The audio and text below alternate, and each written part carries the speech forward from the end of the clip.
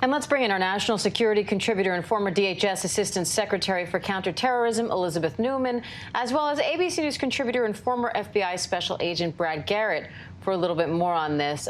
Elizabeth, we know that the bomb squad is working to clear the building there in San Jose after getting reports of explosives there. What else are investigators looking for at this point, and how careful do they have to be as they try to piece together what happened there this morning? Well, we already are seeing signs based on how the morning played out that this was premeditated, that there was careful effort made by the subject to cause a distraction, probably from this house fire, and seemed to come prepared. These devices, we don't know if they're operational, or maybe he wasn't capable of making them operational. Maybe they were intentionally decoys, but there was some forethought, right? This was not just he woke up that morning, decided he was going to do that. So investigators are going to be looking at his past 24, 48 hours, but then they're going to go way back. They're going to talk to family members, to friends. They're trying to understand what happened in this person's life. What was the motivating factor here? This does appear to be workplace violence. That usually means they're going to be looking to talk with VTA and find out if anything had happened recently at his employer, if there was any particular individual that he might have been targeting, though given the numbers, sadly, so many dead, it does seem to be more of a broad-based attack, not a specific individual he might have been after. And Brad, when you look at the facts as they have emerged so far at this early hour, a badge access facility, apparently someone employed there, the house fire, what does it tell you about this incident? That it was pre-planned, that he wanted to not only annihilate the people at work and himself, but also his house, because obviously that is personally tied to him. It was reported earlier that it was full of ammunition, so if the fire would have gotten out of hand, you would have had a number of potential explosions.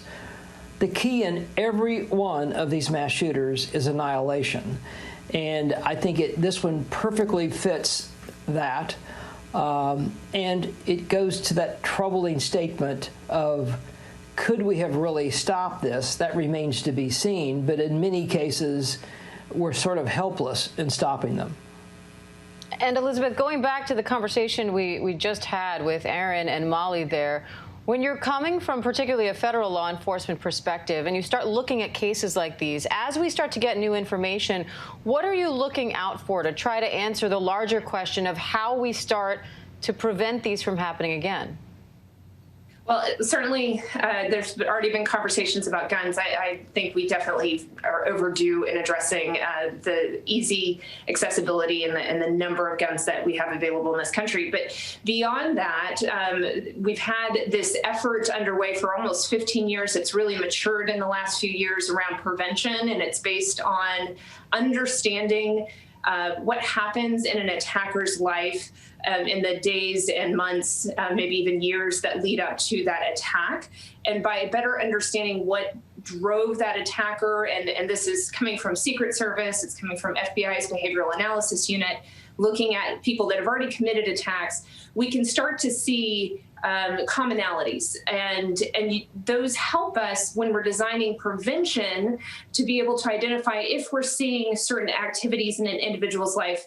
Let's get them help. Let's get them help before they decide that violence is the only answer. This effort that we have underway, DHS launched it. They actually renamed it a couple of weeks ago, the Center for Prevention Programs and Partnership.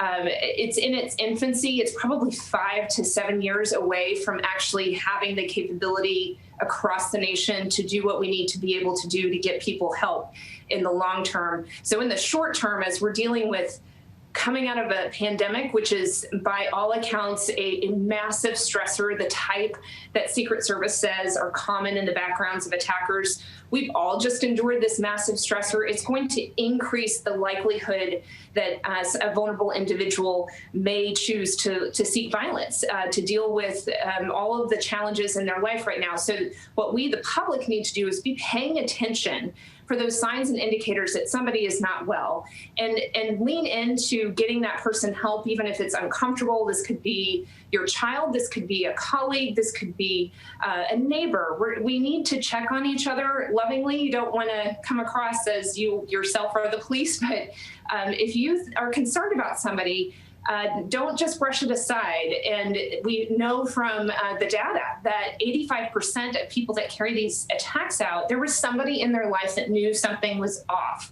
And sadly, a large percentage of those bystanders don't report anything. So do what you can to get that person help. If they're not listening to you, call the police, tell them your concerns.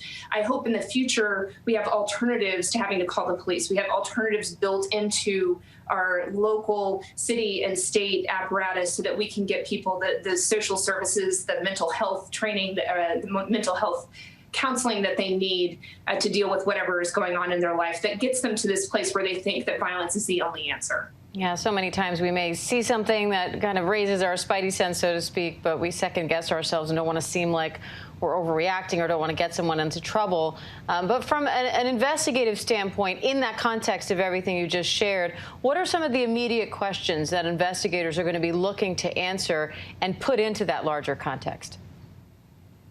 Yeah, so they're looking at what has he been doing online? Who has he been talking to? Where did he get the guns? Where did he get the ammunition?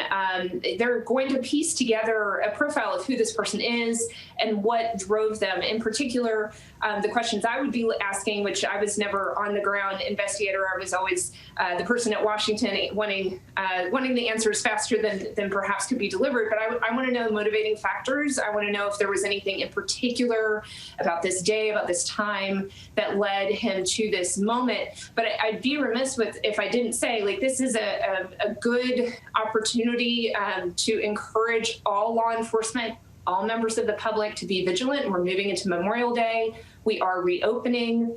This is going to be a difficult summer. I think we're going to see more attacks like this. So if you see something off, say something. This is not the time to brush it aside, whether it's the individual that you personally know or you're just in a public setting and something doesn't feel quite right. If you're an owner and operator of a business, critical infrastructure, an event site, you need to activate and exercise your active shooter training. Sadly, we're just going to see more of this. So make sure your employees are trained to know what to do and that they have a recent memory of having gone through that exercise. Because when we get in the moment of something traumatic like a shooting, if we haven't practiced it in advance, we can freeze. But if we have gone through that training fairly recently, then hopefully that kicks in, that memory kicks in, and people know what to do: run, hide, fight, which is the shorthand for the training of what we encourage in an active shooter type situation. So there are any number of things that they need to look at for this particular suspect from an investigation standpoint, but this should serve as a warning for all of our law enforcement partners, all of our Homeland Security partners, and the public at large. Sadly, we're going to see more of this. Be prepared. What a verdict that is, Elizabeth and Brad, on our country, Brad, that we need training, all of us really, in dealing with mass shootings. And as somebody once said, that I'll ask you the big question, that guns don't kill people, Americans do. That there's something broken in the American soul. You look at the gigantic numbers of drug overdoses and suicides, that there's something that's gone wrong. And what can law enforcement do if, in fact, there's a sickness or something in society? Do you look at it that way at all? I do, Terry, but obviously law enforcement cannot do a whole lot with what you just described. In other words, they are there to enforce the laws and protect us. And we have, unfortunately, in my view, for doing this over 30 plus years, is that we dump way too much social stuff on law enforcement. We expect them to be social workers, psychiatrists, behavioral analysts to a certain extent in their interactions with the public day in and day out. So I think, Elizabeth brought up some excellent points about mental health and about having alternative services instead of relying so much on the police. Now, sadly, a lot of that will never occur in many jurisdictions because of money and manpower. But you have to then look at realistically what the police can do to stop mass shootings. And the real key is their relationship with the community. Does that community talk to them? I'm talking about troubled communities, good communities, ethnically diverse communities. It doesn't matter. You've got to figure out a way to build that relationship, because they'll pick up the phone more than likely to call you than not.